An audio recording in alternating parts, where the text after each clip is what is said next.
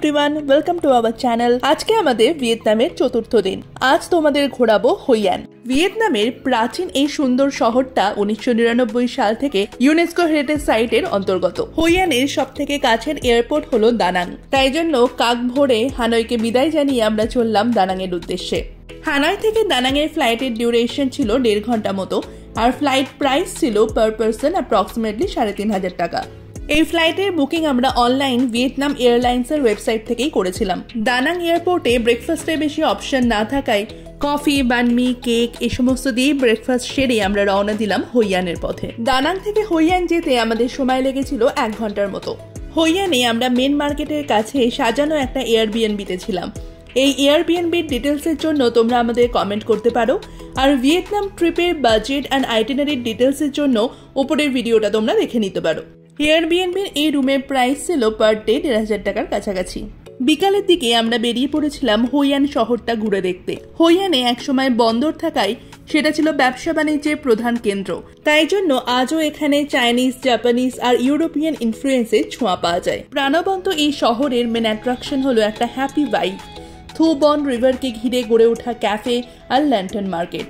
3 দিন প্রচুর ঘোরাঘুরির পর আজকের দিনটা আমরা রিল্যাক্সিংই কাটাতে চেয়েছিলাম। তাই জন্য এই রিভার সাইড একটা ক্যাফেতে বসে ভিয়েতনামিজ কফিতে চুমুক দিতে দিতে আমরা এই মুহূর্তটাকে উপভোগ করছিলাম। আর তার সাথে উপরে পাওনা ছিল আলোয় ঘেরা মোহময়ী থু বন নদী। লক্ষ্য করলাম এই নদীতে কিন্তু বোটিং করারও অপশন আছে। তাই কিছুক্ষণ পরে প্রায় 20 মিনিট লাইন দিয়ে আমরা গেলাম নদীতে বোটিং করতে। রাতের লন্ডনের ক্যান্ডেলের আলোয় জায়গাটা পুরো ম্যাজিক্যাল লাগছিল। এখানকার মানুষ বিশ্বাস করে এই নদীতে ক্যান্ডেল ভাসিয়ে কোনো প্রার্থনা করলে সেটা পূরণ হয়। এই নদী ছাড়াও হই অ্যানের রাতের মেন অ্যাট্রাকশন হলো ল্যান্টার্ন মার্কেট। রাস্তার দুধারে সারি দিয়ে সব দোকানে বিভিন্ন শেপ আর কালারের এই ল্যান্টার্ন হই অ্যানের রাতের সৌন্দর্য আরো বাড়িয়ে দিচ্ছিল। এই ল্যান্টার্নের দোকানগুলোতে দেখলাম 80 VND দিয়ে পিকচার তোলা যাচ্ছে, আবার সুভেনিয়ার হিসেবে এগুলো কিনে নিয়ে যাওয়ারও অপশন রয়েছে। ল্যান্টার্ন মার্কেট ঘুরতে ঘুরতে আমরা চলে এলাম হই অ্যানের মেন মার্কেটে।